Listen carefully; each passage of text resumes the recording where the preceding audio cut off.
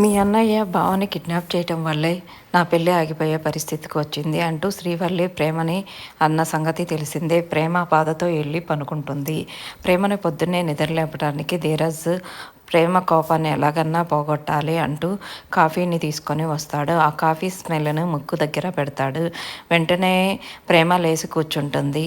ఏమైంది, ఎక్కడున్నాను అనుకుంటూ చుట్టూ చూస్తూ ఉంటుంది.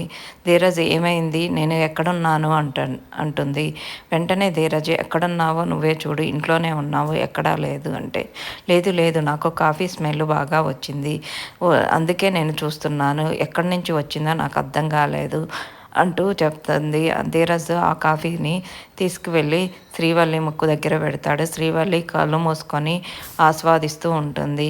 ఇదిగో కాఫీ తెచ్చాను తాగు అంటూ ధీరజ్ కాఫీని ప్రేమకి ఇస్తాడు. ఆ స్మెల్ను ఆస్వాదిస్తూ కాఫీ తాగుతుంది. ఆ వీడియో మీకు నచ్చినట్లయితే లేటెస్ట్ అప్డేట్ కోసం ఛానల్ని సబ్స్క్రైబ్